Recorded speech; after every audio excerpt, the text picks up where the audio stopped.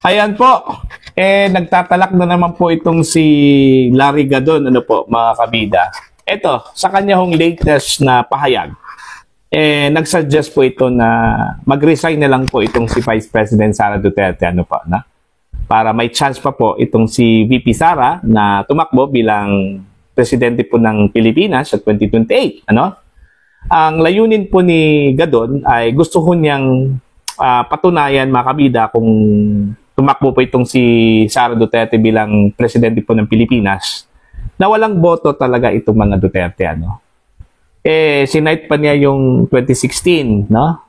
Kaya daw nanalo itong si Digong, dahil ho daw sa mga Ilocano at saka mga Marcos loyalists, ano. Hindi ho daw sapat yung boto ng mga Duterte mula sa Davao at iba pang bahagi po ng Mindanao para maglukluk po ng isang Pangulo po ng Pilipinas. Kaya dahil sa mga Ilocano at saka mga Marcos loyalist, ito, nanalo po itong si Digong noong 2016. Ito, pakinggan muna natin, mga kabida, itong kanyang pahayag at papatunayan ko po kay Secretary Gadon na nangarap po siya ng gising, ano? Ito pong si Gadon. Alright? Na naginip po ng gising. Ito, pakinggan muna natin yung kanyang pong mga sinabi. I suggest that VP Sara Duterte should resign and not wait for the impeachment trial to proceed. Kailangan mag-resign siya para pwede pa siyang tumakbo sa 2028 for presidential elections. Gustong-gusto ko siyang tumakbo kasi gusto ko silang mapahiya na talagang wala naman talagang boto ang Duterte. Masyado lang sila nag-claim na number one, mga ganyan. Pero actually, hindi. Walang boto ang Duterte. Hindi enough yung boto nila para magluklok ng presidente sa Malacanang. In 2016, kaya lang nanalo si former President Rodrigo Roa Duterte is because dinala siya ng mga Marcos, ng Marcos loyalist, ng Ilocanja. Kung wala yon, wala siyang boto. Konting-konti lang naman ang boto ng Davao at saka ilang mga probinsya ng Visayas.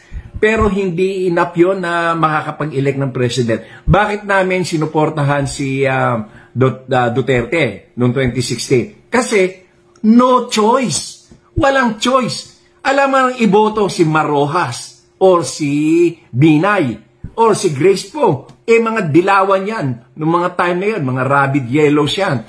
And si the late Miriam Santiago naman, alam naman namin na talagang matindi na ang karamdaman. Kaya nung nangako si Duterte na ipapalibing niya si former or the late President Ferdinand Marcos Sr. sa libingan ng mga bayani, di doon na lang napunta yung suporta namin.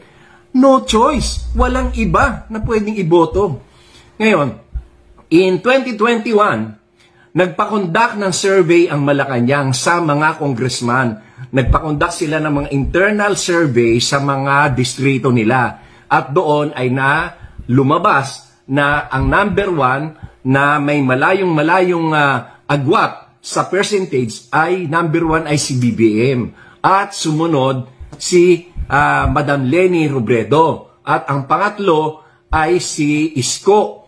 Pang-apat lang, number 4 lang si Sara, napakalayo ng kanyang percentage. Hindi ito isang probinsya o isang lugar lang napakalawak ng mga survey na ito ng mga congressman. Kaya ako nalaman, kasi napakarami kong mga kaibigan mga congressman, nagkukwento sila sa akin, sinasabi nila yung resulta. Kaya ganon. Kaya nga, talagang hindi na tumakbo si Sara for president kasi alam nila, walang panalo. Kaya sila ay hindi na tumakbo ng presidente. Yan ang nangyari noong 2021 and 2022. Kaya para i-claim na tatakbo sa 2028 para maging presidente, napakalayo niyan. That is why I want her to resign now so that she can run in 2028. We will be proven right na walang boto enough to put her in Malacanang as president. Walang boto. The mere fact na yung mga maisog rallies nila, nilalangaw. mas marami pang nanonood sa gay beauty contest kaysa sa mga isog rallies. Kasi wala naman talaga silang tao, wala silang suporta. Okay. Bravo! Bravo! Napakagaling magsalita po itong si Secretary Gadon, ano? Kung hindi ka mag-iisip po mga kabida, mapapaniwala ka talaga doon ho sa kanyang mga sinabi, ano? Alright. Himay-himayin po natin yung kanyang mga sinabi. Unang-una po yung kanyang suggestion na magbitiw po sa tungkulin bilang Vice Presidente po ng Pilipinas, ito pong si Vice President Sara Duterte, no? Para may chance daw itong si Sara na tumakbo bilang Presidente po ng Pilipinas ngayong 2028, ano? Gusto ko niyang patunayan, mga kabida, na wala talagang boto po itong mga Duterte. Gusto niyang ipahiya po itong mga Duterte. Lalong-lalo na po, ito pong si Sara Duterte. Sinight niya yung 2016, ano? Kung saan po ay nanalo po itong si Digong, ano? Yung pagkapanalo daw ni Digong, mga kabida, ay hindi ho dahil sa mga Duterte votes or hindi ho dahil sa balwarte po ng mga Duterte. Ang dahilan po daw kung bakit ho nanalo po itong si Digong, because of the support coming from the North, no? Coming from the Ilocanos at saka itong mga loyalista po ng mga Marcos. Okay? Now, parang nanaginip po ng gising po itong si Secretary Gadon, ano? Parang nakalimutan po niya na natalo po yung kanya hong manok sa pagka-vice presidente po mga kabida noong 2016, ano? Eto, logic lang talaga, Secretary Gadon. Kung totoo yung sinabi mo, na dahil ho sa mga Ilocano at saka mga loyalista po, kaya nanalo po itong si Digong, bakit natalo po si Bongbong kay Lenny? Logic lang. Okay? Common sense. Alright? Bakit ho nanalo si Digong at natalo po itong si Bongbong Marcos kay Lenny? Kung talagang totoo yung sinabi mo na because of the Ilocanos and the Marcos loyalist, kaya nanalo po itong si Digong, bakit natalo po itong si Bongbong? Ibig sabihin na hindi binoto ng mga Ilocano at saka mga loyalista po itong si Bongbong. Si Digong yung kanilang binoto, kaya nanalo at natalo po itong si Bongbong Marcos against Lenny Robredo. Diba? So saan yung logic doon? Wag mong sabihin na inatsyapuera po nila itong si Bongbong at saka si Digong yung kanilang binoto. Malabo yata yon, diba? So, it goes to show lang talaga, Secretary Gadon, na wala hong sinabi yung boto po ng mga Ilocano at saka ng mga loyalista po. Diba? Ito, papatunayan ko po.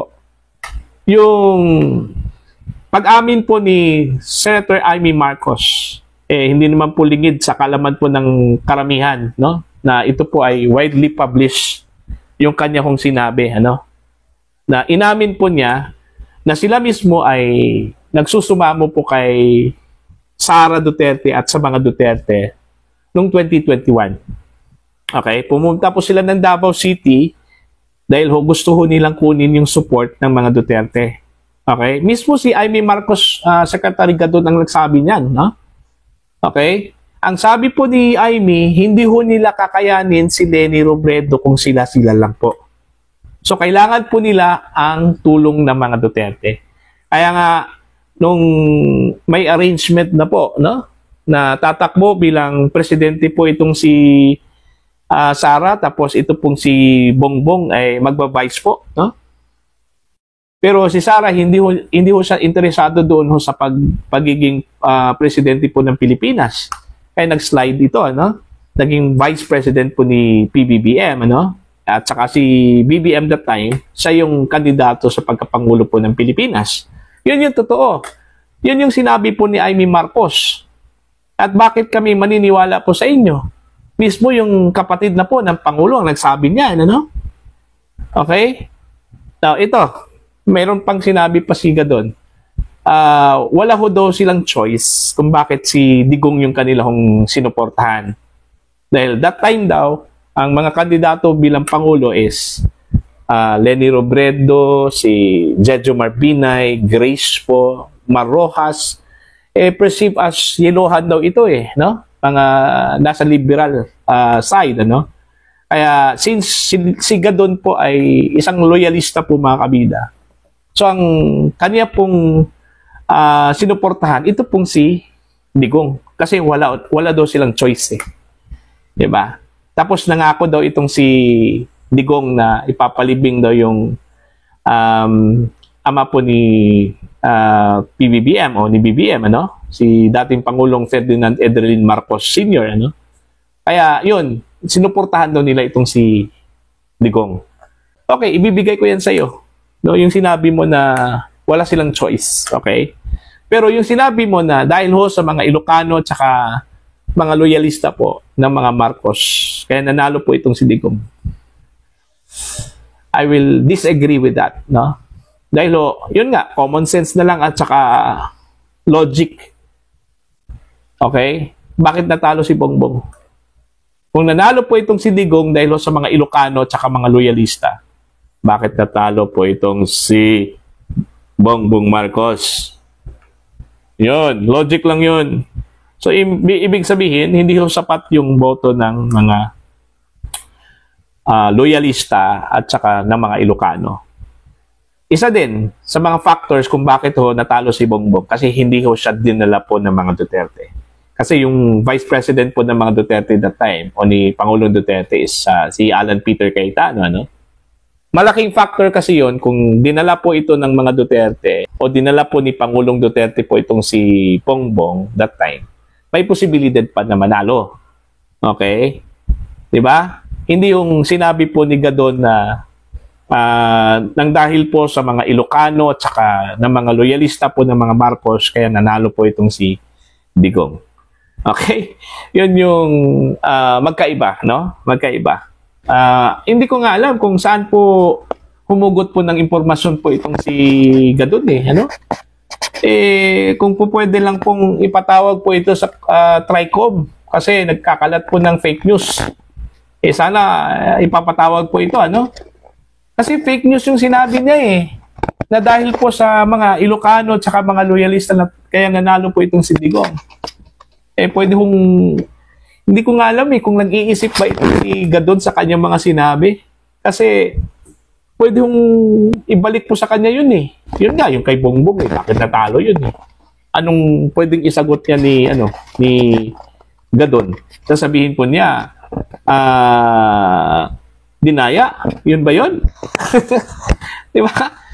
Baka yun yung sabihin po ni o sasabihin po ni Gadon na dinaya yun si PBBM o si BBM kaya natalo po ni Lenny. Ito, yung sinabi po ni Amy Marcos, yung pag-amin po niya na hindi ho nila kakayanin si Lenny Robredo kung sila-sila lang po yung tatakbo, wala pong suporta mula sa mga Duterte. O paano mo yan sasagutin, Secretary Gadon. Diba? So, hindi na po tayo magtataka kung ano-ano yung mga sinasabi po ni Gadon, Kasi yan yung tatak niya eh. Trademark niya mga kabida eh, Gumagawa po ng istorya. Yung survey, sabi po niya na nung nag-survey daw yung mga congressmen, nasa top 4 lang po itong si Sara. Number 1 si PBBM. Excuse me. Sino-sino sinong kinumission po ng Anong survey firm po ang kinumission po ng mga kongresista? Aber? Ang pagkakalap ko po, nakapublish yan Survey po ng SWS, survey po ng Pulse Asia, top contender po itong si VP Sara, pagka-presidente po ng Pilipinas. Mas maniniwala po ako dito sa survey po ng SWS at saka ng Pulse Asia. Okay? Kung gusto ko ni Secretary Gadon, scan niya yung mga previous balita, previous news po. Noong 2021, about surveys po, presidential surveys. Lalabas yung surveys po kung saan po ay nagtap po itong si Sara Duterte, Diba? So, yun. Puro mga mali-mali yung mga sinabi po ni Gadon mga kabida. Kaya, hindi na ako, kaya nga, Tinatawanan ko lang po itong si Gadon nung sinabi po niya yan. Ano? Kasi hindi yun totoo. Actually, hindi yun totoo. At saka, wala naman pong maniniwala kay Gadon. Disbarred lawyer yan, di ba? Sino mang maniniwala po sa kanya? Sa kanyang sarili nga Di ba? So, yun po. Para po sa inyo, mga kabida, ano sa tingin po ninyo itong sinabi po ni Gadon? Ano? Naniniwala po ba kayo sa kanya?